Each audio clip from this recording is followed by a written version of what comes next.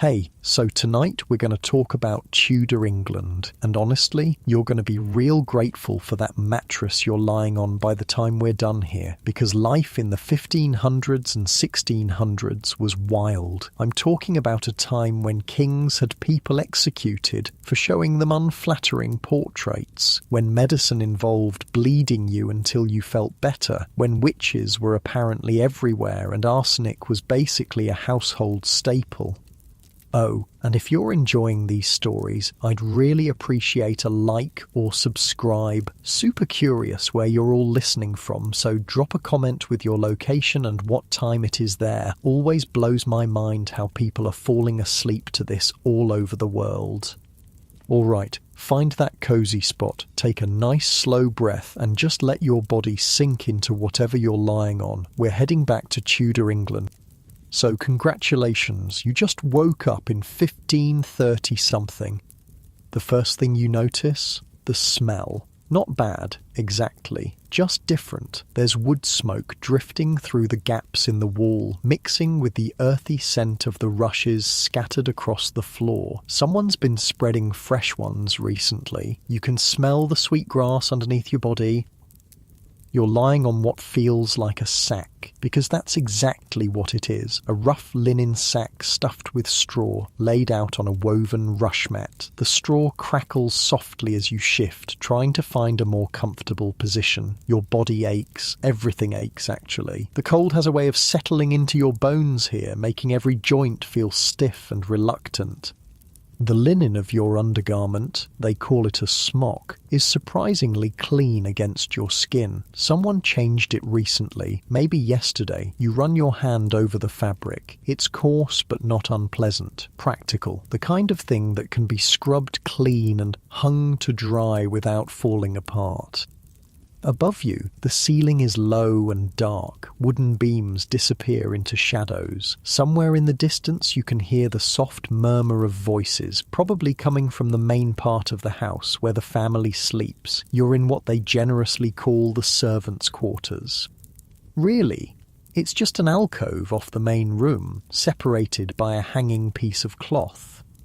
A church bell chimes somewhere across the fields, deep, resonant. The sound rolls over the countryside like a slow wave, reminding everyone that it's time for morning prayers. Soon you'll hear the cockerels start their daily cacophony, but for now there's just that single bell calling across the misty fields. You take a deep breath. Your lungs fill with air that tastes of herbs. Someone's been burning sage to ward off evil spirits. There's also something else, something green and alive, lavender maybe, or chamomile. The lady of the house believes in keeping the air sweet and clean. She hangs little sachets of dried flowers from the rafters, trying to keep illness at bay. Nice and easy. That's it. Your body starts to relax into the unfamiliar textures beneath you. Now here's the thing about Tudor England, and this is where it gets interesting. You wouldn't think you'd survive here, but honestly, people did. Lots of them. They had their ways of getting by, their little tricks for staying alive, but man, it was not easy. Let's start with the obvious question. What the hell are you going to eat?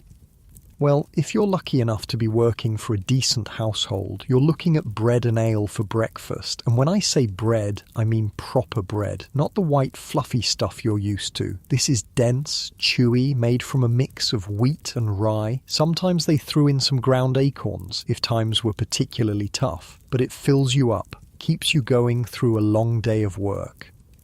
The ale? Yeah, you drink ale. Even for breakfast. Even the kids drink ale. Because the water, you don't want to touch the water. It's basically a death sentence in most places. All kinds of nasty stuff floating around in there. But the ale, well, the brewing process kills most of the harmful bacteria. So ale it is. Morning, noon and night. If you're really fortunate, and I mean really fortunate, you might get some cheese with that bread, maybe a bit of butter if the cows have been cooperative, but mostly you're looking at bread, lots and lots of bread. You shift again, and the straw beneath you makes that soft, rustling sound. Getting more comfortable, your breathing naturally slows as you settle deeper into the story. For your main meal, and they call it dinner even though it happens around 11 in the morning, you're probably looking at pottage. Now pottage sounds fancy, but it's basically vegetable soup. Thick vegetable soup with whatever they could throw in, cabbage, onions, maybe some beans or peas if it's the right season, barley or oats to thicken it up. And if you're incredibly lucky, if someone's feeling generous or if it's a special occasion, you might find a scrap or two of bacon floating around in there. The thing is, this pottage, it's not terrible. When you're working hard all day, when you're genuinely hungry, it tastes pretty good, filling, warm, comforting even. It's just that you're going to be eating a lot of it, like a lot, every day, for months at a time. But here's where Tudor life gets properly interesting. The rich people, they're eating like kings, literally, because some of them are kings. Take Henry VIII. That guy, he's eating whatever he wants, whenever he wants it. Swan, peacock, porpoise. Yeah, porpoise. Apparently that counts as fish, so he can eat it on Fridays when meat is forbidden. The logic there is a bit questionable, but hey, when you're the king, you get to decide what counts as fish. Henry's meals are insane. We're talking about multiple courses, each with a dozen different dishes, roasted meats, elaborate pies, sugary desserts that are basically edible sculptures. The guy's consuming something like 5,000 calories a day, which, considering he's going to end up weighing about 400 pounds, makes sense. But here's the catch, and there's always a catch with Henry. The man's got a temper, like a seriously dangerous temper. A yawn escapes, and you feel your muscles starting to release some of their tension. See, Henry's got this problem. He wants a male heir, desperately, and he's willing to do pretty much anything to get one, including completely changing the religion of his entire country, which, as you can imagine, pisses off quite a few people. So, in 1534, Henry passes what they call the Treason Act, and this thing, it's basically a license to execute anyone who looks at him sideways. You deny that Henry's the head of the church? That's treason. You suggest he might be a bit of a tyrant? Also, treason. You say something that could be interpreted as wishing him harm? Definitely treason. And the punishment for treason? Well, let's just say Henry's not messing around. We're talking about beheading, or if you're really unlucky, hanging, drawing, and quartering, which is exactly as awful as it sounds. Thomas More found this out the hard way. Smart guy, well-respected lawyer, served as Henry's Lord Chancellor, but he refused to acknowledge Henry as head of the church, so in 1535, off with his head. Then there's John Fisher, Bishop of Rochester, another guy who wouldn't bend the knee to Henry's religious revolution, same year, same fate, beheaded. And here's the really messed up part. Henry eventually has his own wife executed, Anne Boleyn, his second wife, the woman he literally changed the religion of England to marry. By 1536, he's decided he's done with her, so he has her charged with adultery and treason. The evidence? Pretty much non-existent, but that doesn't matter when you're Henry VIII. You can feel your shoulders dropping, releasing tension you didn't even know you were carrying. Now, here's where things get really wild, and this is the story that always gets me. Henry's got this advisor, Thomas Cromwell, started out as the son of a blacksmith, worked his way up to become one of the most powerful men in England. Not bad for a guy from basically nothing. But Cromwell makes one crucial mistake. He arranges a marriage for Henry with a German princess named Anne of Cleves. Now, the thing about marriage in the 1500s, especially royal marriages, is that you don't really know what you're getting into. There's no dating apps, no video calls, you've got painted portraits, and that's about it. So Cromwell looks at this nice portrait of Anne of Cleves, painted by Henry's court artist, and he thinks, perfect, Henry's gonna love her. Except when Anne arrives in England, Henry takes one look at her and decides he's not interested. Now, there are different theories about what went wrong. Some people say Anne looked nothing like her portrait. Others say Henry was having, shall we say, performance issues, and he needed someone to blame. Either way, Henry's not happy, and when Henry's not happy, people die. Poor Cromwell. One day he's the king's most trusted advisor. The next day he's being accused of treason for showing Henry a misleading portrait. In July of 1540, they drag him to the execution block, and according to some accounts, his enemies made sure the executioner was either drunk or incompetent, because it apparently took more than one swing to get the job done. Your breathing is getting deeper now, more relaxed as you settle into this strange and dangerous world.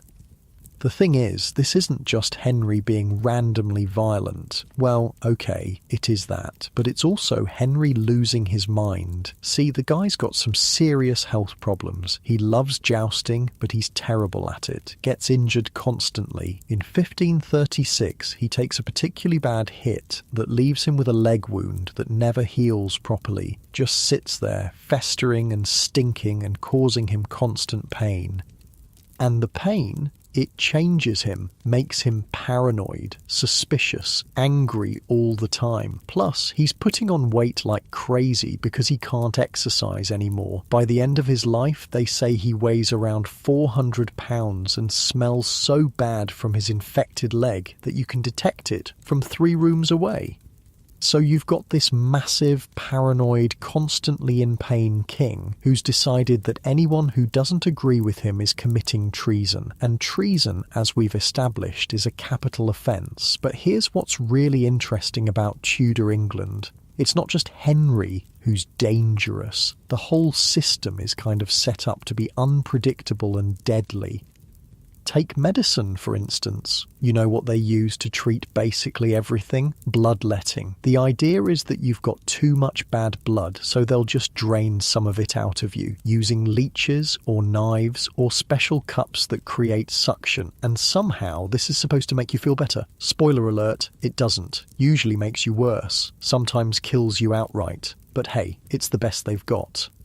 Oh, and remember that arsenic I mentioned? Yeah, that's not just for killing rats. They also use it as medicine for skin conditions. Sometimes they take it orally, in small doses, supposedly. Queen Elizabeth apparently loves the stuff, uses it in her makeup to get that fashionable pale complexion. There's even a theory that she dies from arsenic poisoning after years of slathering it on her face. You feel yourself sinking deeper into the straw mattress, your body naturally finding a more comfortable position as the story continues. And then there are the just plain weird ways people die in Tudor England. Take Elizabeth Brown, for instance. She's working as a servant in some rich guy's house, and she's warming herself by the fire. Pretty normal, right? Except they've got this huge slab of bacon hanging in the chimney to smoke and dry, and wouldn't you know it, the rope breaks. The bacon falls, crushes Elizabeth. 4 days later, she's dead. Death by bacon. That's not something you expect to see on a death certificate. Or there's this other guy, John Townsend. He's working on fixing a clock in a church tower. Now, clocks are pretty new technology in Tudor England, so people are still figuring out how to repair them safely. John's carrying this heavy clock mechanism down from the tower when it slips out of his hands. Falls right onto the head of a kid named William Brett. Kid dies the next day.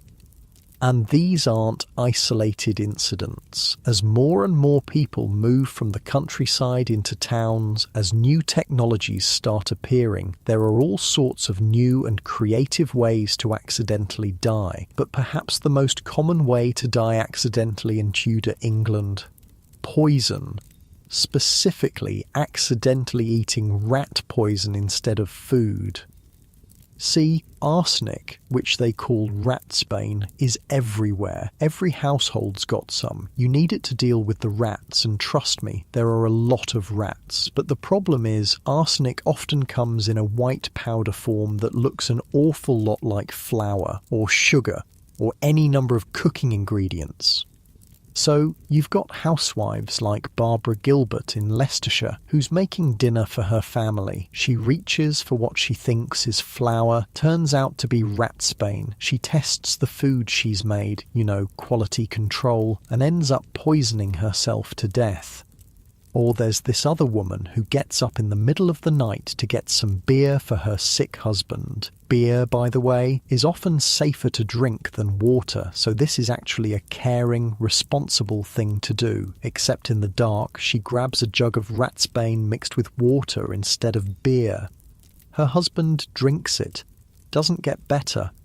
A comfortable sigh escapes as you shift slightly, settling deeper into the medieval bedding, your muscles relaxing as the story flows around you.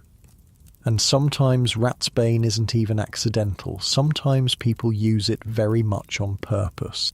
Take the unfortunate Sir Thomas Overbury. He's a writer and courtier who ends up in the Tower of London on trumped-up charges. While he's in prison, someone, probably the Countess Frances Howard, starts adding arsenic to his food and drink. Overbury dies, and initially everyone thinks it's natural causes, until they examine his body and find it covered in black spots with his organs basically liquefied.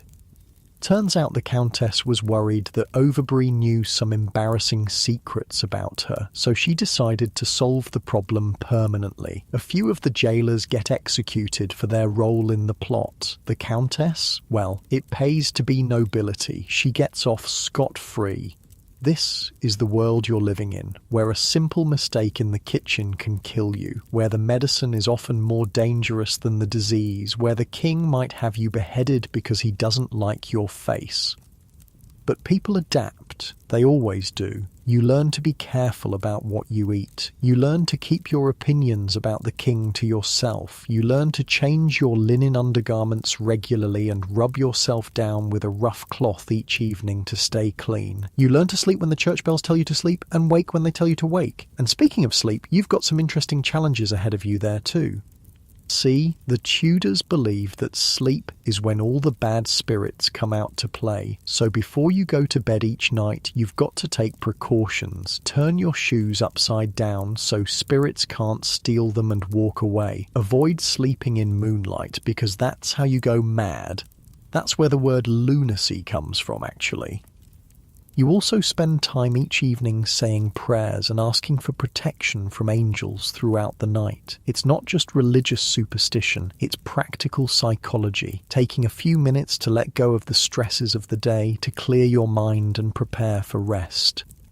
And then there's the sleep itself. Tudors don't sleep for 8 straight hours like we do. They sleep in 2 phases. First sleep for a few hours, then they wake up around midnight or 1 in the morning for what they call the quiet time. They'll read by moonlight or pray or have intimate time with their spouse. Then they go back to sleep for a few more hours until dawn.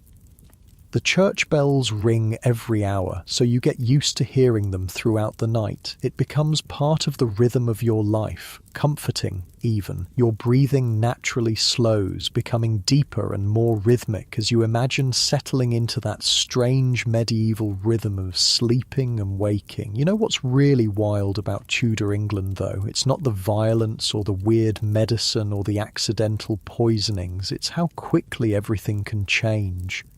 One day, you're Thomas Cromwell, the most powerful man in England aside from the king himself. The next day, you're walking to the execution block because you showed Henry a portrait he didn't like. One day, you're a respected bishop, confident in your faith and your position. The next day, you're being burned at the stake because the new queen has decided that Protestants are enemies of the state.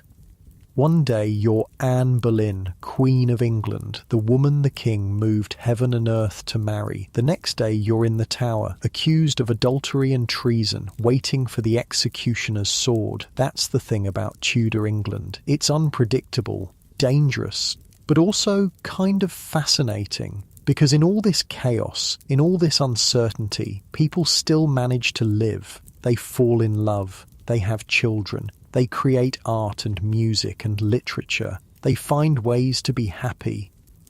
They wake up each morning in their straw-filled sacks. They eat their bread and pottage. They do their work and they go to sleep grateful for another day of survival. And right now, settling deeper into your own comfortable bed, feeling the gentle weight of warm blankets, listening to the soft rhythm of your own breathing, you can appreciate just how far we've come.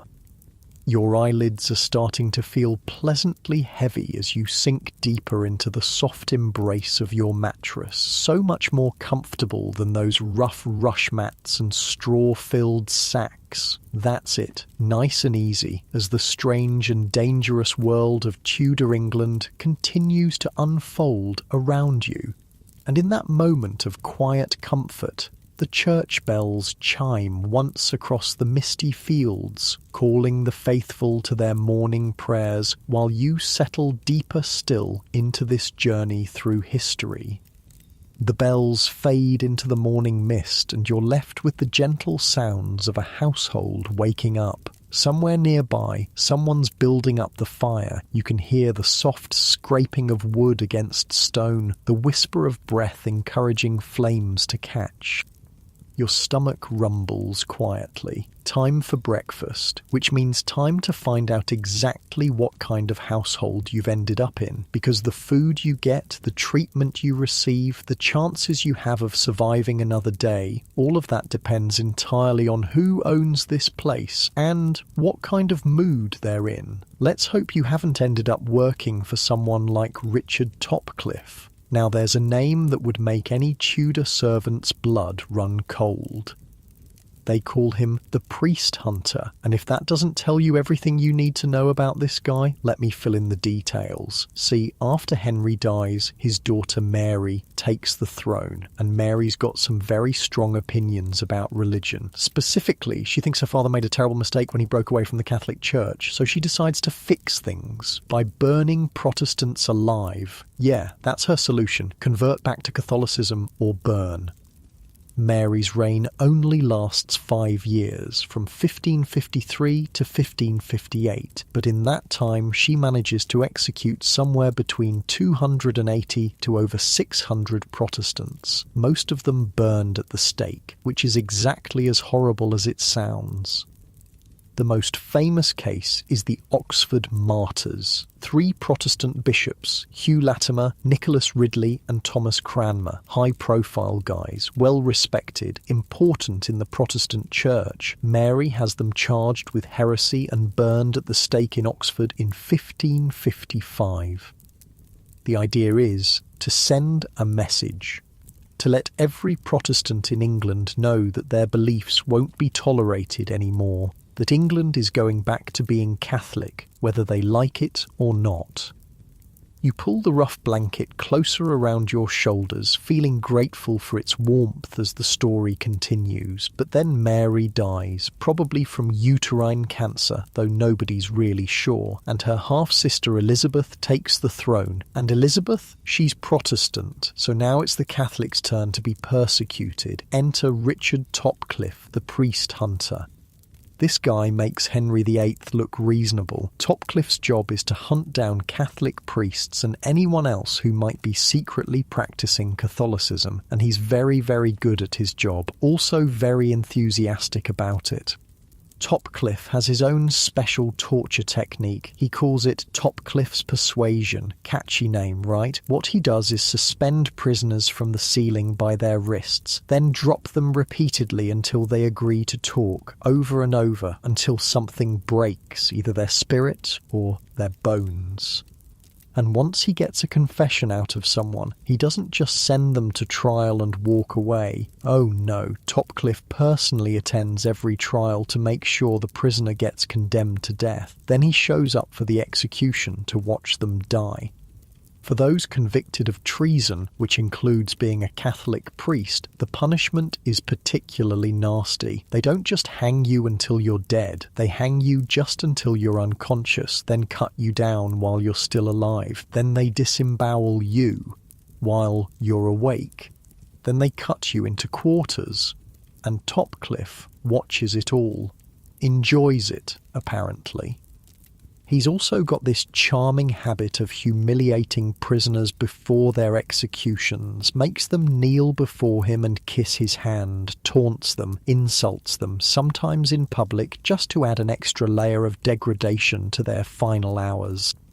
The guy's got a whole network of spies reporting on suspected Catholics. He uses blackmail, threats, whatever underhanded tactics he can think of to get what he wants. One of his most famous victims is Edmund Campion, a Jesuit priest who's tortured and executed in 1581. You shift position slightly, feeling the straw crackle beneath you as your muscles continue to relax.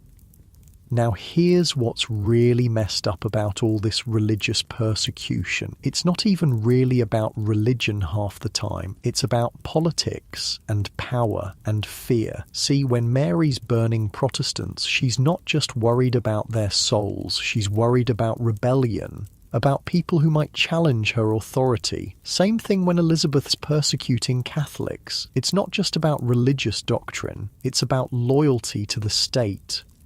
But the common people, the servants and farmers and craftsmen, they're caught in the middle. One day you're supposed to be Catholic, the next day you're supposed to be Protestant, and if you guess wrong, you might end up in front of Richard Topcliffe. So you learn to keep your mouth shut about religion. You learn to go to whatever church the current monarch tells you to go to. You learn to nod and smile and agree with whatever the local authorities are saying this week about God and salvation.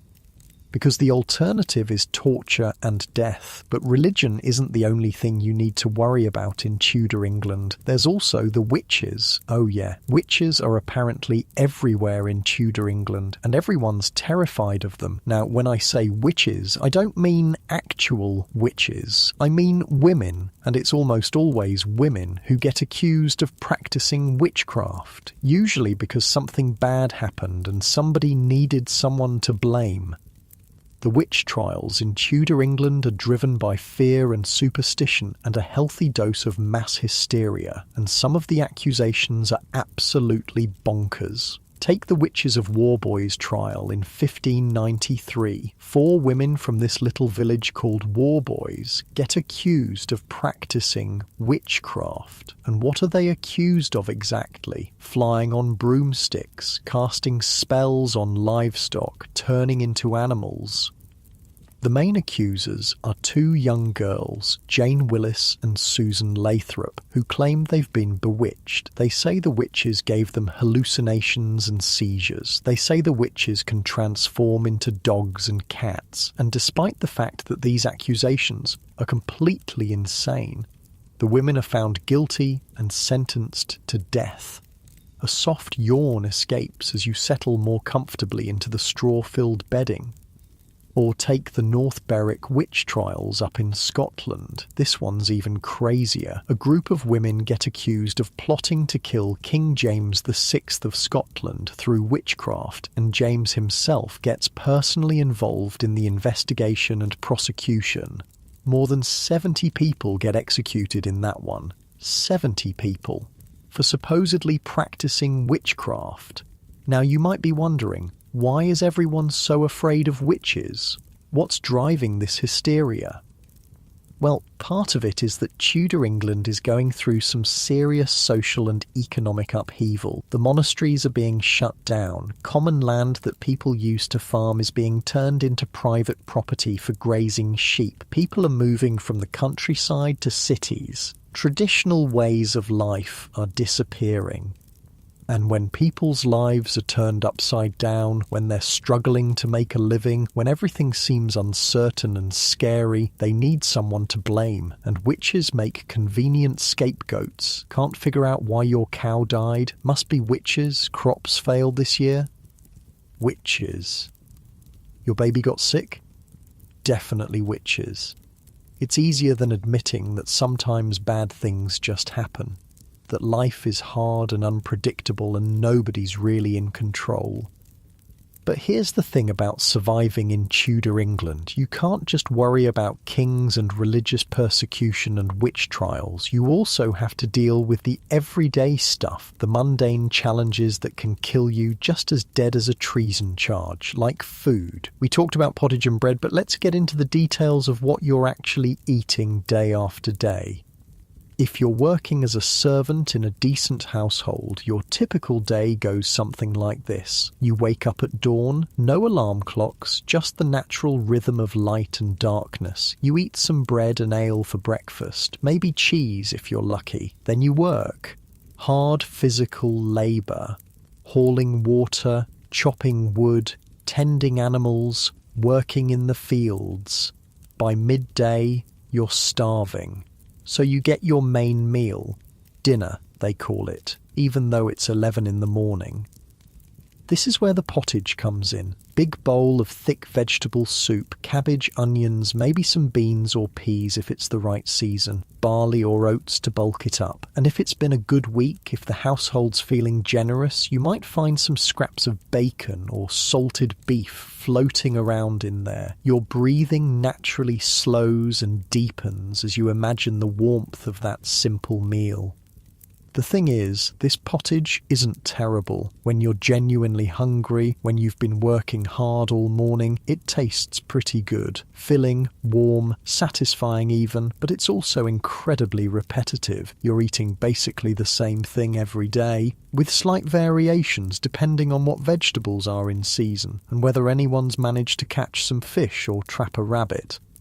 If you're really fortunate, if you're working for a prosperous household, you might get some variety. Maybe some apples or pears when they're in season, perhaps some nuts in the autumn, occasionally some fresh fish if someone's been to market, but mostly it's bread and pottage, day after day, week after week.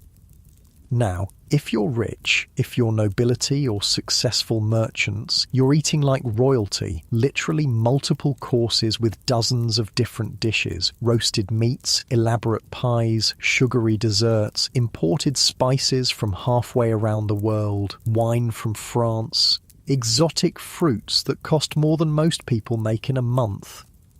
But here's the catch. Even if you're rich, even if you can afford the finest foods, you're still at risk because Tudor food preparation is basically a game of Russian roulette. Remember that arsenic we talked about? It's not just used for killing rats and treating skin conditions.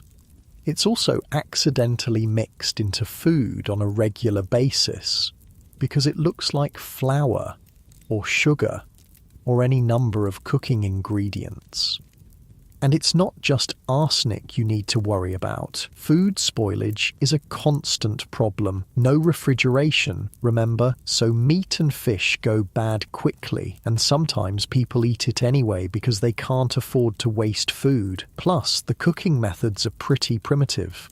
Everything's done over an open fire. It's easy to undercook meat, which can make you sick, or overcook it, which makes it tough and unappetizing, but at least won't kill you.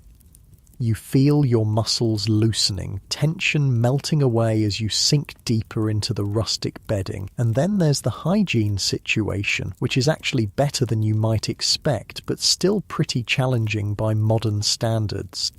Contrary to popular belief, Tudors do care about being clean. They just go about it differently than we do. Most people don't take baths regularly, partly because it's a lot of work to heat that much water, and partly because they believe bathing too often might be unhealthy.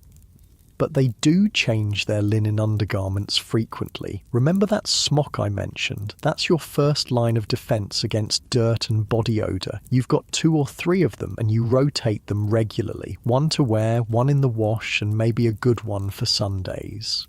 You also do what they call a rub down each evening. Take a rough linen cloth and scrub yourself all over. The linen absorbs sweat and dirt, and the rough texture helps remove dead skin. It's surprisingly effective. The wealthy can afford to be even cleaner. They've got perfumed soaps, scented waters, even some primitive toothpaste made from herbs and spices. Queen Elizabeth reportedly washes her hands in perfume. Henry VIII is considered a hygiene freak by the standards of his time. But for everyone else, cleanliness is a constant challenge. You're working hard, sweating, getting dirty. Your clothes get filthy and take time to clean properly. You're living in close quarters with other people and animals. And speaking of animals, they're everywhere. Chickens wandering around the house, pigs in the yard, horses and oxen for heavy work, dogs and cats to control vermin. Which brings us to another charming aspect of Tudor life, the smells. We've got wood smoke, which is actually pleasant. The smell of cooking food, which can be enticing when you're hungry. Fresh herbs hanging from the rafters, maybe some lavender or chamomile. But we've also got animal smells, human body odour, the contents of chamber pots, rotting food scraps, the general funk of people living in close quarters without modern sanitation.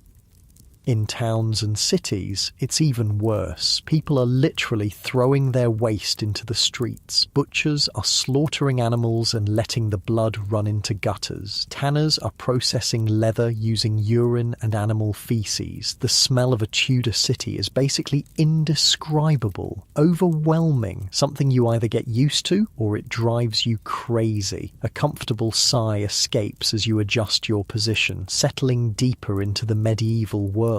And yet people adapt, they always do. You learn to breathe through your mouth when walking past the worst areas. You learn to appreciate the sweet smell of fresh herbs and flowers. You learn to associate certain smells with home and comfort and safety. You learn to find pleasure in simple things. The smell of bread baking, the sound of church bells, the warmth of a fire on a cold morning, the taste of ale after a long day of work. Because that's what survival looks like in Tudor England. Not grand gestures or heroic acts, just getting through each day, finding small moments of comfort and joy in a world that's often harsh and unpredictable. And right now, lying in your own comfortable bed, you can appreciate just how much easier your life is. You don't have to worry about accidentally eating rat poison. You don't have to worry about being executed for your religious beliefs. You don't have to work from dawn to dusk just to earn enough food to survive another day. You can just lie there, warm and safe, letting your body relax completely as the story of Tudor England continues to unfold around you. Your muscles are completely loose now, you're breathing slow and steady. The rough straw beneath you seems almost comfortable, the woolen blanket warm against your skin. Somewhere in the distance, another church bell chimes, marking the passage of time in this strange and fascinating world. But even as you settle deeper into this historical journey, as your body finds that perfect position of complete relaxation, there's still so much more to discover about life in Tudor England. The daily struggles and small victories, the ways people found to be happy despite everything. The human connections that made survival not just possible, but meaningful. Nice and easy, That's it, as you sink deeper into the comfort of your modern bed, so grateful for its softness while the Tudor world continues around you and the gentle rhythm of your breathing matches the steady chiming of those distant church bells across the misty English countryside. The bells grow quieter as the morning progresses, and you're starting to understand the rhythm of this place. Work begins early, food is simple but filling, and everyone, from the lowest servant to the highest lord, lives with the constant awareness that life can change dramatically without warning.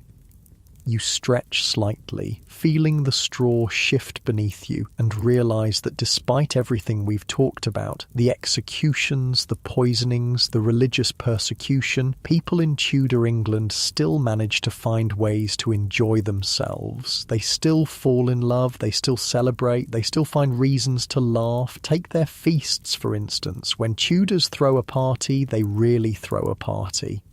If you're working in a wealthy household during feast time, you're in for something spectacular. We're talking about multiple courses, each with a dozen different dishes brought out all at once. The diners don't eat everything. They pick and choose what they want, and the rest gets passed down to the servants. Which means you, as a servant, might actually eat better during feast times than the rest of the year. Leftover roasted meats, fancy pastries, maybe even some of those imported fruits or expensive spices.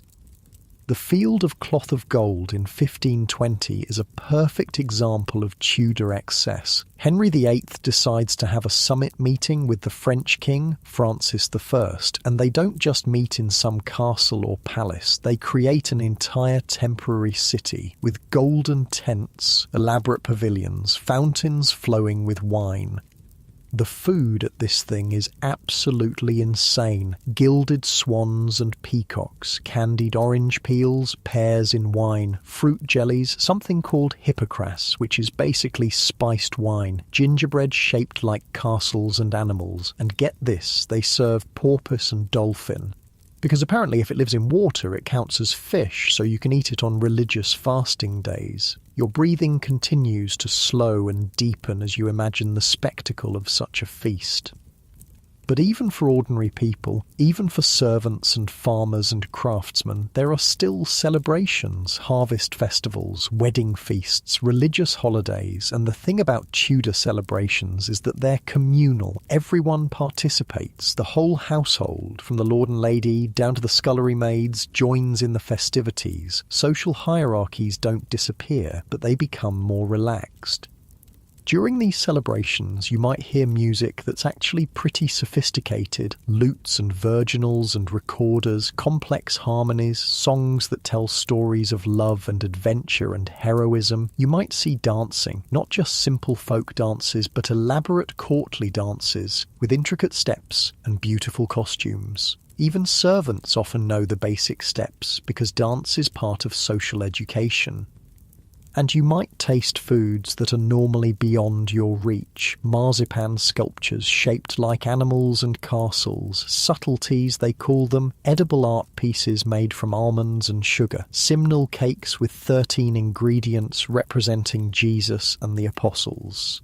Syllabub, a kind of creamy dessert that's sweet and rich and absolutely delicious.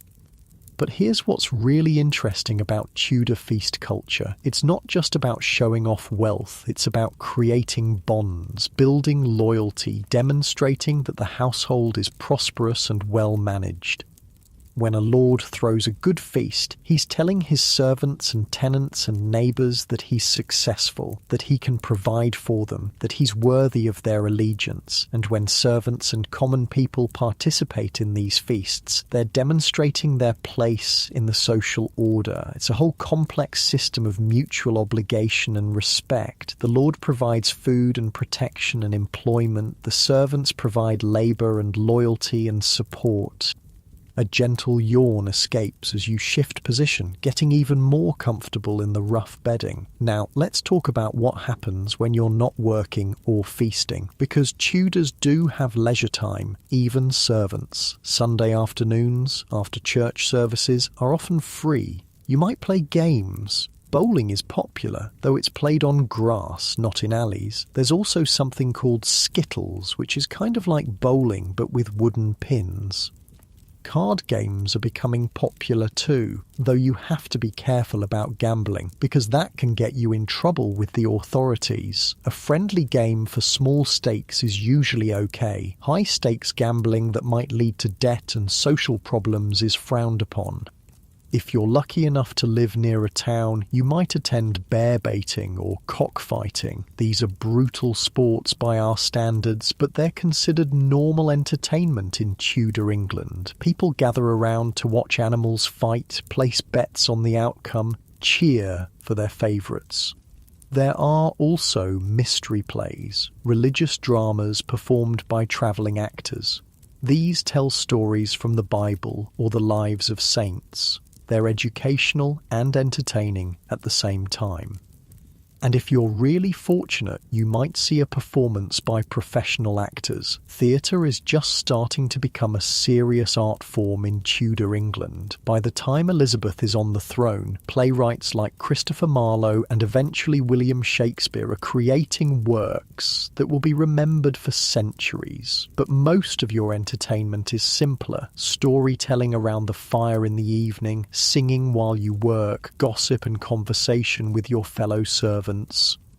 And speaking of conversation, let's talk about what people actually discuss when they're not working. Well, the weather, obviously. Weather affects everything in Tudor England. A bad harvest means famine. Too much rain means the roads become impassable. A harsh winter means higher prices for food and fuel. People also talk about their lords and masters, who's in favour at court, who's been promoted or demoted, who's gotten married or had children or died.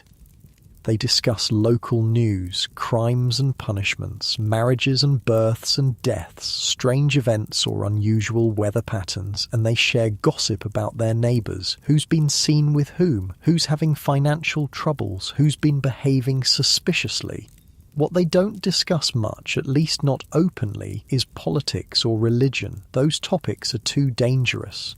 You never know who might be listening, who might report your words to the authorities.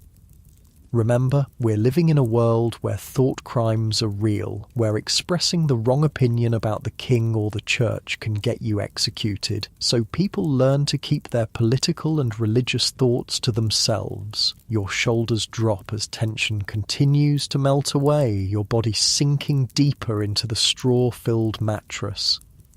But here's something that might surprise you about Tudor England. Despite all the dangers we've talked about, despite the executions and persecutions and accidental poisonings, many people actually live relatively long lives if you make it past childhood, and that's a big if. You have a decent chance of reaching your 50s or 60s.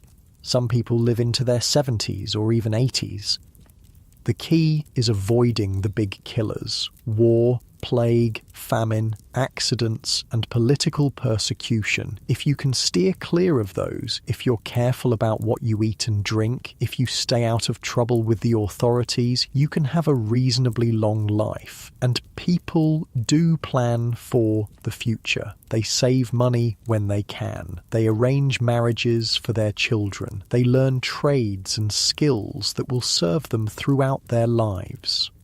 Speaking of trades, let's talk about what kind of work you might be doing in Tudor England. If you're a woman, your options are somewhat limited. You might work as a servant in a household, kitchen maid, chambermaid, laundry maid. You might work in the fields during harvest time. You might help in a shop or tavern owned by your husband or family.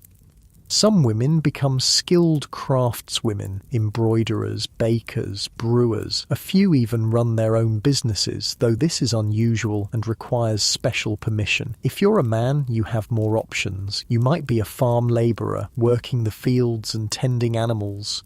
You might learn a craft: carpentry, blacksmithing, masonry, tailoring. Or you might work in one of the new industries that are developing as England becomes more urbanised. There are opportunities in cloth making, brewing, shipping and trade. The thing about Tudor work is that it's seasonal. Agricultural work follows the rhythm of planting, growing and harvesting. Even craft work often depends on agricultural cycles, because that's when people have money to spend on non-essential goods.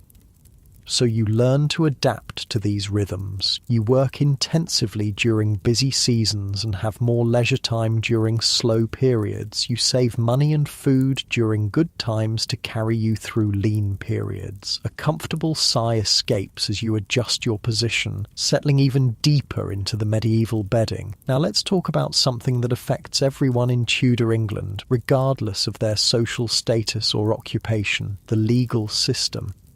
Tudor law is, well, it's complicated and often pretty harsh. For minor crimes, theft of small amounts, public drunkenness, petty assault, you might face punishment in the stocks. This means being locked in a wooden frame in the town square while people throw rotten vegetables at you. Humiliating, but not permanently damaging. For more serious crimes, major theft, fraud, assault with a weapon, you're looking at whipping, branding, or having body parts cut off. Thieves might lose a hand. People who spread false information might have their ears cut off. And for the most serious crimes, murder, rape, treason, heresy, the punishment is death. Usually by hanging, though nobles sometimes get the privilege of beheading, which is considered more dignified and less painful. The thing about Tudor justice is that it's often arbitrary. Your punishment depends not just on what you did, but on who you are, who you know, and what kind of mood the judge is in. If you're a servant accused of stealing from your master, you're probably doomed. The word of a gentleman carries more weight than the word of a servant, so unless you have very strong evidence in your favour, you're likely to be convicted. But if you're accused of the same crime by someone of equal or lower social status, you might have a chance, especially if you can find witnesses to testify on your behalf, or if you have a good reputation in the community. The key to surviving the Tudor legal system is staying out of it entirely. Don't steal, obviously. Don't get into fights. Don't spread gossip that might be considered seditious. Keep your nose clean and hope that nobody decides to make false accusations against you. But even if you follow all the rules, even if you're a model citizen, you're still vulnerable, because Tudor England is a place where powerful people can destroy you on a whim. Remember Thomas Cromwell? He followed all the rules. He served his king faithfully. He accumulated wealth and power through legal means. And then one day, Henry decided he didn't like him anymore, and that was the end of Thomas Cromwell. Your breathing becomes even more relaxed as you contemplate the precarious nature of Tudor life. This uncertainty, this constant awareness that your fate is largely out of your control, affects how people think about life and death. Tudors are much more accepting of death than we are. They see it as a natural part of life, something that can happen at any time to anyone. They don't expect to live to old age. They don't assume that medical treatment will save them from serious illness.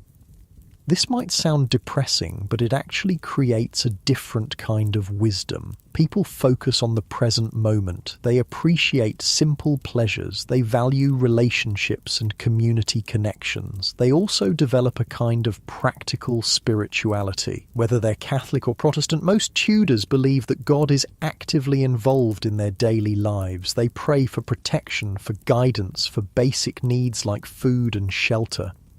This belief system helps them cope with uncertainty. When bad things happen, when crops fail, or children die, or wars break out, they don't see it as random bad luck. They see it as part of God's plan, something that has meaning even if they can't understand it. And when good things happen, when they find love or achieve success or simply survive another day, they're genuinely grateful.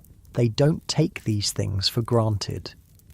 Now, let's talk about love and marriage in Tudor England, because despite everything we've discussed, people still fall in love. They still want companionship and intimacy and family, but Tudor marriage is very different from modern marriage. It's primarily an economic arrangement. Families negotiate marriages to improve their social status, increase their wealth, or form political alliances.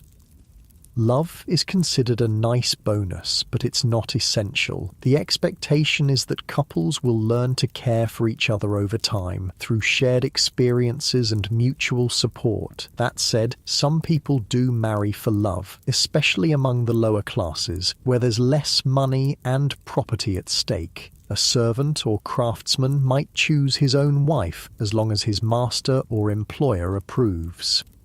And even in arranged marriages, many couples do develop genuine affection for each other. They learn to appreciate each other's qualities. They work together to build a household and raise children. They support each other through difficult times. Your muscles continue to loosen as you imagine the warmth and comfort of human connection in this harsh world. Tudor marriages also have practical advantages that we might not immediately recognise. When two people marry, they're not just joining their lives, they're joining their resources and skills. A husband brings his trade skills, his legal status, his connections in the community. A wife brings her domestic skills, her family connections, and often a dowry of money or property. Together, they can achieve things that neither could accomplish alone. They can afford better housing, save more money, weather economic downturns, and provide for their children. Children, of course, are both a blessing and a responsibility in Tudor England. They represent the future of the family, the continuation of the bloodline, and eventually a source of support in old age. But raising children is also expensive and risky. Child mortality rates are high. Many children don't survive to adulthood, and even healthy children require food, clothing, and care that can strain a family's resources. Most Tudor families have several children, partly because they expect some of them to die young, and partly because children become productive members of the household relatively early. By age 7 or 8, children are helping with household chores. By their early teens, they're contributing significantly to the family income. And here's something interesting about Tudor childhood. Children aren't considered miniature adults exactly, but they're not protected from adult realities the way modern children are. They see death regularly. They're present when adults discuss serious matters. They witness the harsh realities of Tudor justice. They understand that life is uncertain and often unfair.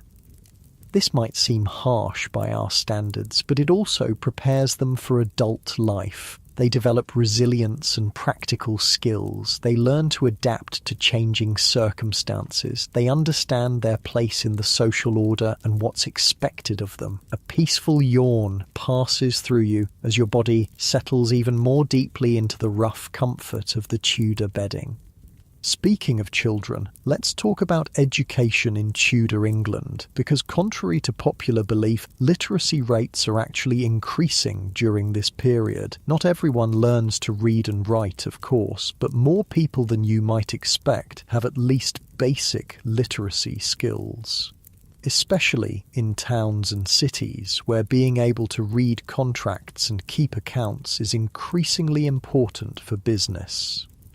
The wealthy hire private tutors for their children. Boys often go away to school to study Latin, rhetoric, mathematics, and classical literature. Girls usually receive education at home, focusing on domestic skills, basic literacy, and religious instruction. But even servant children sometimes learn to read and write. Progressive employers recognize that literate servants are more valuable and trustworthy. They can take messages, keep simple records, and handle more complex tasks.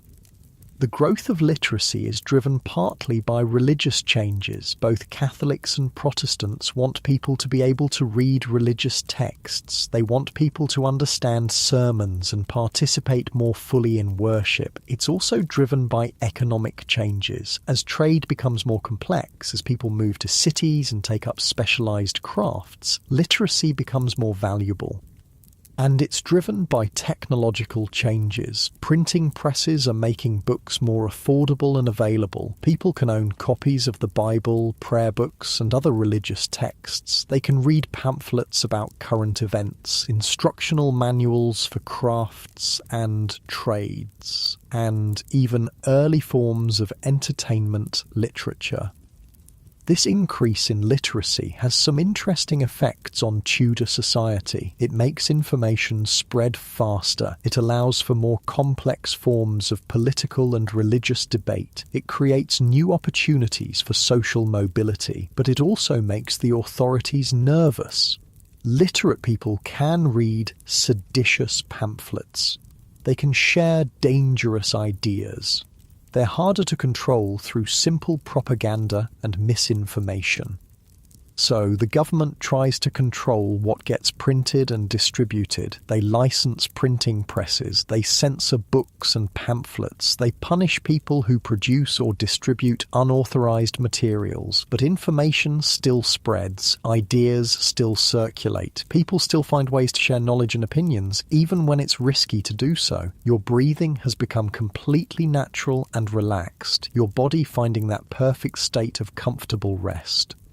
As the morning light grows stronger outside your small window, you're beginning to understand something important about Tudor England. Despite all the dangers, despite all the hardships, despite the constant uncertainty, this is a society where people create meaning and find joy in their lives. They build communities, they develop skills and take pride in their work. They form deep friendships and lasting marriages. They raise children and pass on their knowledge and values. They celebrate harvest festivals and religious holidays. They tell stories and sing songs. They care for each other during illness and support each other through difficult times. They're not just surviving, they're living, creating culture and art and music, developing new technologies and exploring new ideas, building the foundations for the world that will come after them. And right now, lying in your comfortable modern bed, feeling the gentle weight of soft blankets, listening to the steady rhythm of your own breathing, you can appreciate both how far we've come and how much we share with these people from 500 years ago. The same basic human needs, the same desire for safety and comfort and connection, the same ability to adapt and endure and find happiness even in difficult circumstances.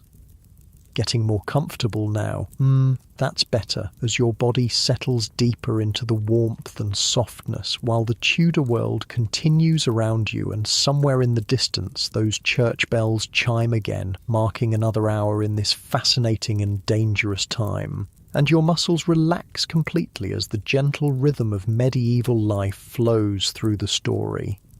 The bells fade into the everyday sounds of Tudor life, and you're starting to feel like you belong in this world. The rough textures are becoming familiar. The simple rhythms of work and rest are making sense. Your body has adapted to the straw mattress, finding the comfortable spots, learning to shift and settle in ways that ease the aches.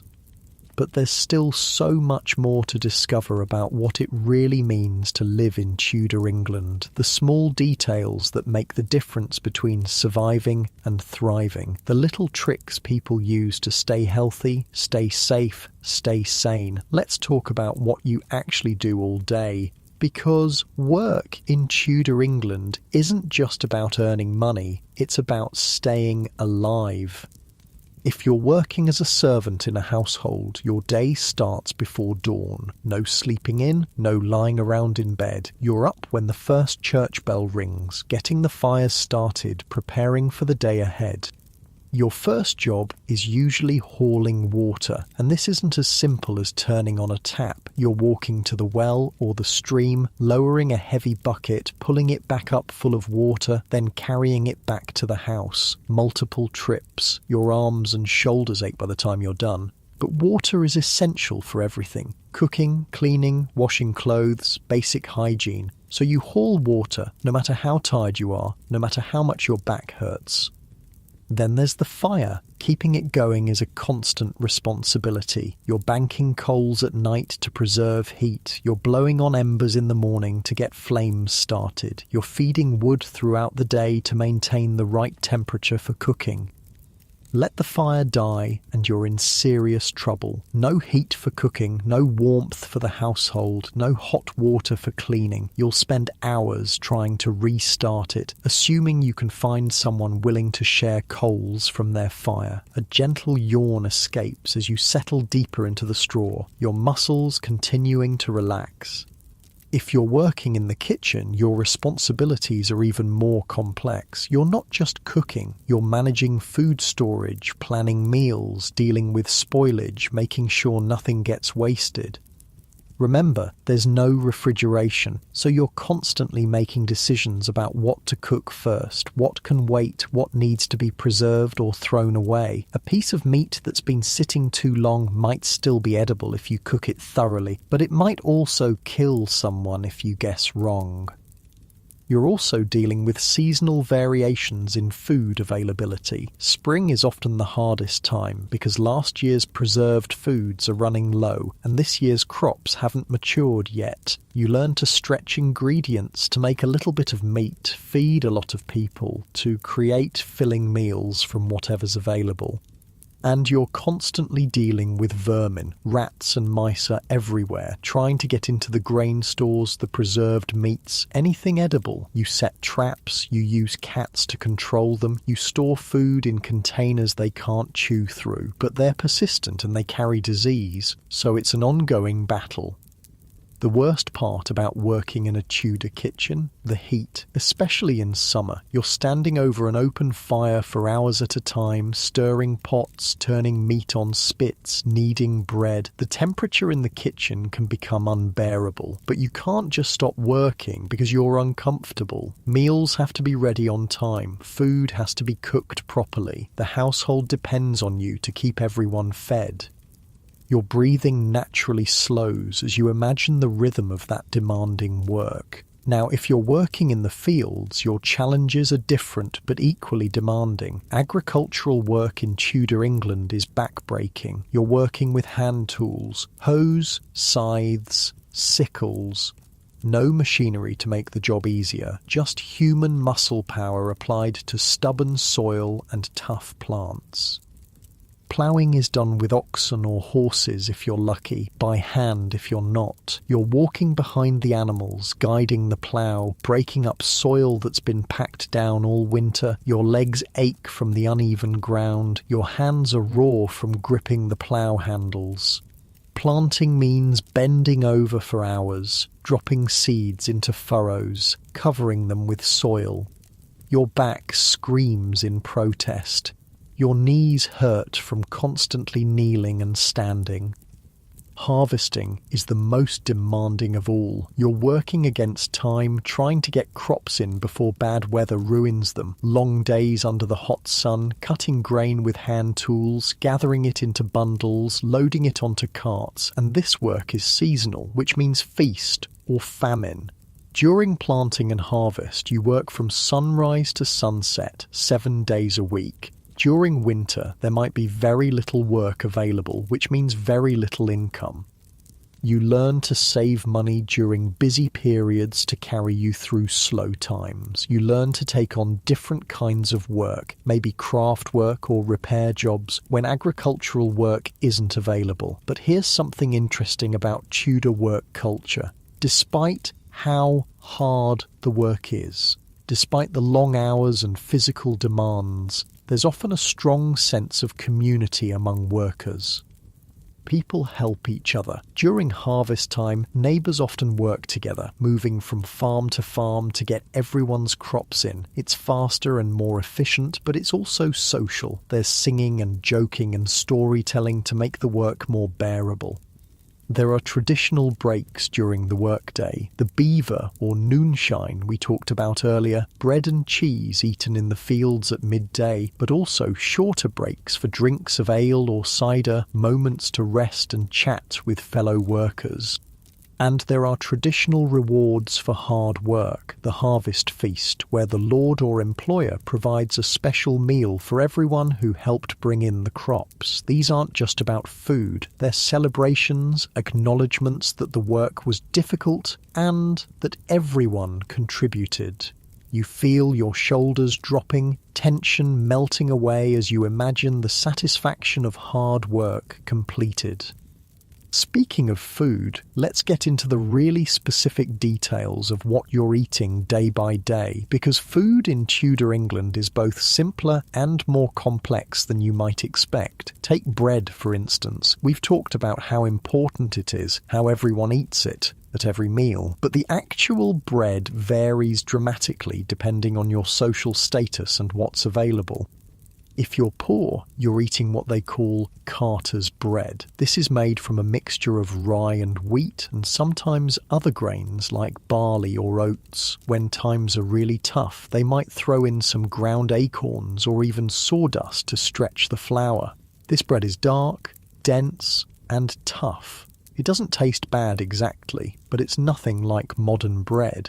It's chewy, substantial, filling, the kind of food that sits heavy in your stomach and gives you energy for hard physical work.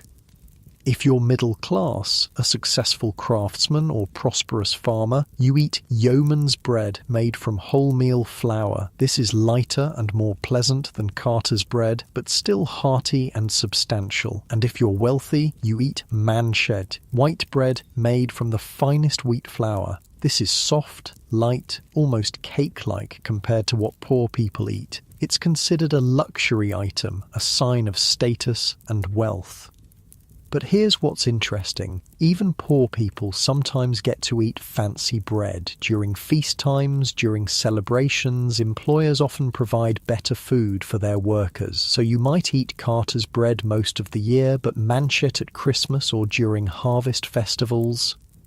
The same principle applies to other foods. Your regular diet might be simple pottage and coarse bread, but occasionally you get to taste roasted meat, sweet pastries, imported spices. These become special memories, things you look forward to and appreciate deeply. A comfortable sigh passes through you as you adjust positions slightly, settling even deeper. Now, let's talk about ale, since you're drinking it constantly. Tudor ale is very different from modern beer. It's brewed without hops, so it doesn't have that bitter flavour we associate with beer today. Instead, it's sweetish, mildly alcoholic, and often flavoured with herbs. Different households brew ale differently. Some use honey to sweeten it. Others add herbs like rosemary or sage. The strength varies too. Sometimes it's barely alcoholic, more like flavoured water. Other times it's strong enough to make you tipsy if you drink too much.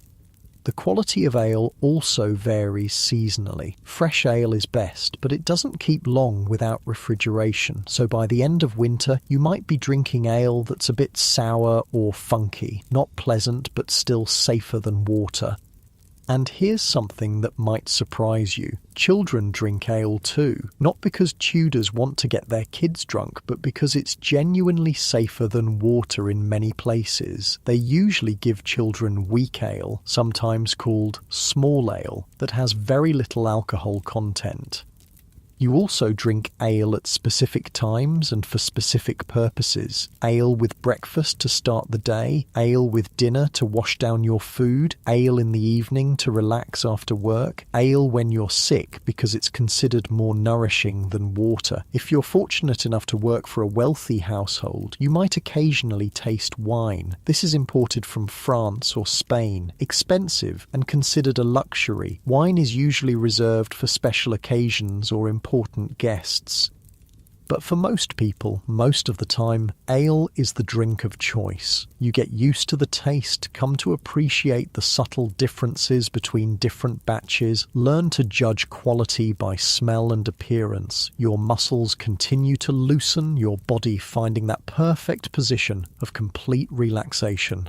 Let's talk about something that affects everyone in Tudor England, but that we haven't explored in detail yet: the weather. Weather in Tudor England is unpredictable and often harsh. Winters can be brutally cold, with temperatures that freeze rivers solid. Summers can be either blazingly hot or disappointingly cool and wet. And weather affects everything. A late spring means delayed planting, which means smaller harvests, which means higher food prices and potential famine. Too much rain during harvest time can ruin crops in the fields. A harsh winter can kill livestock and make travel impossible.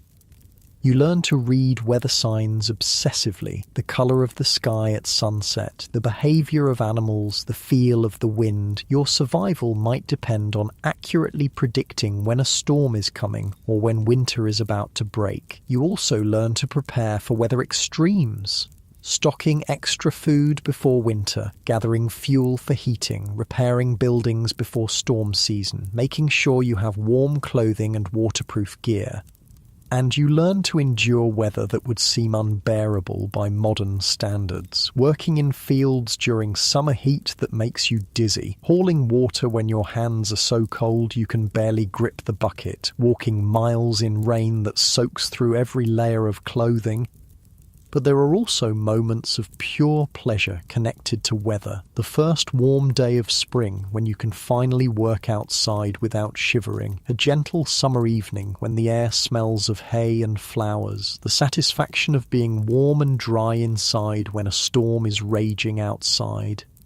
Actually, let's pause on that last one for a moment, because the contrast between being outside in harsh weather and being inside where it's warm and dry is something Tudors appreciate in a way we might not fully understand. When you come inside after hours of working in cold rain, the warmth of the fire feels miraculous. When you sit down to a bowl of hot pottage after a long cold day, it tastes like the most delicious food in the world.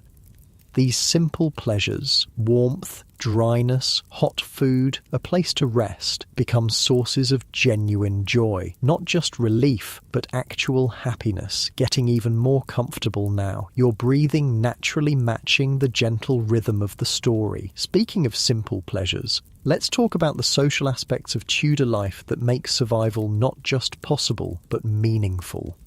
Community in Tudor England is tight-knit by necessity. You depend on your neighbours for help during emergencies. They depend on you. This creates bonds that go beyond mere friendship. When someone in the community gets sick, others help with their work. When someone's house burns down, neighbours contribute materials and labour to rebuild it. When someone dies, the community supports the surviving family members. This isn't just charity, it's mutual insurance. You help others because you know that someday you'll need their help, and this system works because everyone understands their role and responsibilities. There are also informal networks of information and support.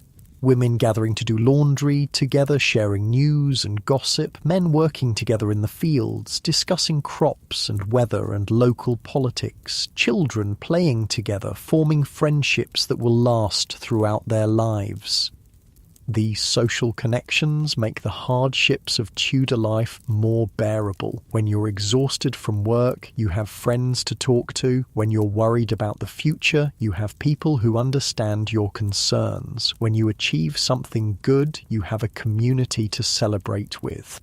And celebration is important in Tudor culture, not just the big feast days, but smaller celebrations too. The completion of a difficult project, a successful harvest, a wedding or birth, any excuse to gather together, share food and drink, tell stories, sing songs. Music is everywhere in Tudor life. Work songs to make labour more bearable, drinking songs for taverns and celebrations, religious songs for church services, love songs for courting and marriage. Even servants often know dozens of songs. Some are traditional ballads that tell stories of heroes and adventures. Others are newer compositions about current events or local personalities. Singing while you work isn't just entertainment. It's a way of building team spirit and maintaining morale. A group of people working together and singing together develops a rhythm and coordination that makes the work more efficient. You feel your body completely relaxed now, sinking into the medieval bedding as if you truly belong in this time and place. And speaking of belonging, let's talk about how people in Tudor England think about their place in the world. Social hierarchy is rigid, but it's also clearly defined. Everyone knows their status and what's expected of them. Servants know they're supposed to obey their masters. Masters know they're supposed to provide for their servants. Lords know they're supposed to protect their tenants. Tenants know they're supposed to support their lords. This might seem restrictive by modern standards, but it also provides security and stability. You know where you stand, you know what your rights and responsibilities are, you know who you can turn to for help and who you're obligated to help in return. Social mobility is limited but not impossible. A skilled craftsman can become prosperous and respected. A clever servant can earn the trust and favour of wealthy employers. A successful merchant can buy land and eventually achieve gentry status. But most people don't expect dramatic changes in their social status. They focus on doing their current job well, building good relationships within their community, and providing for their families. This creates a different kind of ambition than we might recognize today. Instead of trying to climb the social ladder, people focus on becoming the best version of themselves within their current circumstances. A blacksmith takes pride in his craftsmanship, in creating tools and weapons that are both beautiful and functional. A cook takes pride in managing a household kitchen efficiently, in creating satisfying meals from simple ingredients. A farmer takes pride in understanding his land, in coaxing good harvests from difficult soil. This focus on excellence within your assigned role creates deep satisfaction and meaning. You're not just working to survive, you're contributing to your community, using your skills to help others, participating in something larger than yourself. Your breathing has become completely natural and peaceful, your body utterly comfortable despite the rough textures of the Tudor bedding. As the day progresses and the light outside your small window grows brighter, you're beginning to understand that Tudor England, for all its harshness and uncertainty, is also a place where people find genuine happiness and meaning. They build lasting relationships. They develop skills and take pride in their work. They create art and music and literature. They raise children and pass on their knowledge and values. They celebrate life's good moments and support each other through difficult times. They find ways to laugh and love and hope, even when circumstances are challenging. And they do all of this while dealing with dangers and hardships that would seem overwhelming by modern standards. They face the constant possibility of disease, famine, war, and political persecution. They work harder and longer than most people do today. They live with uncertainty and insecurity that we can barely imagine. Yet they persist. They thrive. They create communities and cultures that will influence the world for centuries to come. Right now, lying in your comfortable modern bed, feeling the softness of real mattresses and clean sheets, you can appreciate both how much easier your life is and how much you share with these people from 500 years ago. The same basic human needs for safety, comfort, connection, and meaning, the same capacity for resilience and adaptation, the same ability to find joy and beauty even in difficult circumstances. Nice and easy, that's it, as you sink deeper into the warmth and comfort of your modern bedding, so much softer than those straw-filled sacks, while the Tudor world continues around you and your muscles relax completely as you settle into this perfect position, and somewhere in the distance another church bell chimes across the English countryside, marking the steady passage of time in this fascinating and dangerous era. The church bells grow softer now, more distant, as if the Tudor world is gently fading around the edges. You've been lying here for what feels like hours, your body completely adapted to the rough textures of medieval life, your breathing slow and natural, your mind drifting peacefully through this strange and fascinating time. As the afternoon light filters through your small window, you realise that you've learned something important about Tudor England, something that goes beyond the executions and persecutions, beyond the harsh working conditions and primitive medicine. You've learned that people then, just like people now, found ways to make meaning from their lives. They created beauty in small things. They built relationships that sustained them through hardship. They developed wisdom about what truly matters. Take the way they think about time, for instance. Without clocks in every room, without schedules dominating every moment, Tudors live by natural rhythms. The sun, the seasons, the bells marking prayers and meals and rest. This creates a different relationship with time. Less frantic, more accepting of natural cycles. Work when there's work to be done. Rest when the body needs rest. Celebrate when there's reason to celebrate. Your eyelids are starting to feel pleasantly heavy as you imagine this gentler way of being in the world. You're beginning to understand that despite all the dangers we've discussed, despite all the hardships, Tudor England is also a place of profound human connections. People who depend on each other for survival develop bonds that go deeper than casual friendship. The servant who shares her meagre portion of food with a sick colleague, the craftsman who teaches his skills to a young apprentice, knowing that knowledge is the greatest gift he can give, the neighbour who sits through the night with a dying friend, offering comfort in the final hours. These acts of kindness and connection happen constantly in Tudor England, not because life is easy, but because life is hard. When survival is uncertain, when death is always present, people learn to appreciate each other in ways that we might have forgotten. And there's wisdom in this, a kind of practical spirituality that emerges from living close to the edge. When you can't take tomorrow for granted, you pay attention to today. When you can't control much of what happens to you, you focus on how you respond. Tudors develop a deep appreciation for simple pleasures. The warmth of a fire after a cold day, the taste of fresh bread when you're truly hungry, the sound of laughter after a period of worry, the feeling of clean clothes against your skin. These aren't just minor comforts, they're sources of genuine joy, because when your baseline is discomfort and uncertainty, relief feels miraculous. Your breathing grows deeper and more relaxed as you sink further into the straw mattress, your body completely at peace.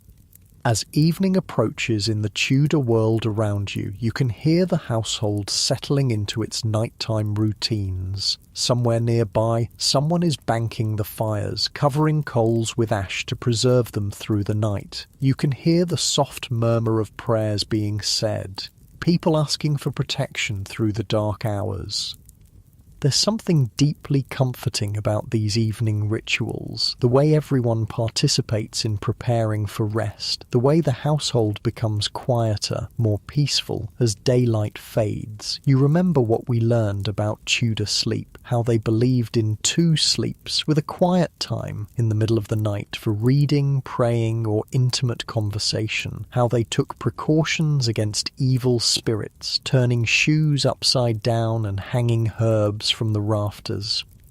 But mostly, you remember how they approached sleep as a time of healing and restoration, when the natural and supernatural worlds came together, when the body could repair itself and the soul could find peace. And lying here now in your own comfortable bed, you can feel that same sense of restoration beginning. Your muscles completely relaxed, your breathing slow and steady, your mind drifting peacefully through memories of this strange and wonderful time. The Tudor world is fading now, becoming softer and more dreamlike. The harsh edges of survival blur into something gentler. The sounds of the household grow distant and muffled. You can still hear those church bells, but they're calling from very far away now, across centuries, across the vast distance between their world and yours. A gentle reminder of all the people who have lived and struggled and found joy before you. Your eyelids are growing heavier now, naturally wanting to close as the story draws toward its peaceful conclusion. Think about what you've learned tonight, about resilience, about community, about finding meaning and beauty even in difficult circumstances, about the deep human capacity to adapt and endure and create something worthwhile from whatever life offers. The people of Tudor England faced challenges that would seem overwhelming to us, yet they persisted. They built families and communities, they created art and music and literature that still moves us today. They developed ways of thinking and being that have shaped our world. And they did all of this while living with uncertainty and hardship that we can barely imagine. They found ways to be happy, to love deeply, to take pride in their work, to support each other through everything life threw at them. There's something profoundly inspiring about this. Something that speaks to the best parts of human nature, the parts that don't give up, the parts that find light in darkness and hope in despair. As you lie here in your comfortable modern bed, feeling the softness of real mattresses and clean sheets, you can carry this inspiration with you, this reminder of human strength and wisdom and creativity. Your breathing is becoming deeper now, more rhythmic as your body naturally prepares for sleep. The Tudor world is dissolving around you like morning mist. The rough textures of straw and wool fade into the gentle embrace of your modern bedding. The sounds of medieval life give way to the quiet peace of your own room. But the lessons remain. The understanding that people throughout history have faced their challenges with courage and grace, that communities support each other through difficult times, that simple pleasures can be sources of profound joy. That survival isn't just about staying alive, it's about staying human, about maintaining connections and creating meaning and finding reasons to hope. Your eyelids are growing very heavy now, wanting to close, as a deep sense of peace settles over you. You can feel yourself drifting away from Tudor England now, floating gently back toward your own time, your own life, your own comfortable bed. The centuries between then and now stretch out like a soft bridge, carrying you safely home. And as you drift, you carry with you a new appreciation for the simple things, the safety and comfort that you might usually take for granted, the freedoms and opportunities that previous generations could only dream of, but also the timeless things, the importance of community and connection, the value of meaningful work, the deep satisfaction that comes from persevering through challenges. Your breathing is so slow and peaceful now, each breath carrying you deeper into relaxation. The straw mattress beneath you transforms gradually into your own soft bed. The rough woolen blanket becomes your own warm covers. The small Tudor window opens into the safety and comfort of your own room. Your home now, safe and warm and completely relaxed. The Tudor world was real, and the lessons you've learned there are real, but now you can simply rest. Let your eyelids close completely now. Let your breathing become even slower and deeper. Let your body sink completely into the softness and warmth of your bed. There's nothing you need to do now except rest. Nothing you need to think about except how comfortable and peaceful you feel. Nothing you need to worry about except allowing yourself to drift gently into sleep. Your muscles are completely relaxed now. Your mind is quiet and peaceful. Your breathing is slow and steady and natural. And as you drift deeper into this perfect state of relaxation, you can feel grateful. Grateful for the comfort and safety of your modern life. Grateful for the courage and wisdom of the people who came before you. Grateful for this moment of peace and rest. The church bells are silent now. The Tudor world has faded into history. There's only this moment of perfect comfort, perfect peace, perfect relaxation. Your eyelids are so heavy they simply can't stay open anymore. Your breathing is becoming deeper and more distant. Your body is sinking into the most comfortable position imaginable. And now, as you drift deeper and deeper into peaceful sleep, you can let go completely. Let go of the day's concerns, let go of tomorrow's responsibilities, let go of everything except this feeling of perfect comfort and peace. Your breathing grows slower and deeper with each moment, your body becomes heavier and more relaxed, your mind grows quieter and more peaceful, drifting now, floating gently on waves of comfort and warmth, sinking deeper into the soft embrace of sleep, deeper and deeper, more and more relaxed, more and more peaceful, until there's nothing left except the gentle rhythm of your breathing, the soft warmth of your bed, the deep, peaceful sleep that carries you safely through the night. Sleep now. Deep, peaceful, restorative sleep. Nothing to do except rest. Nothing to think about except how comfortable you feel. Just sleep. Deep, beautiful sleep. Deeper and deeper into the most peaceful sleep imaginable. Sleep.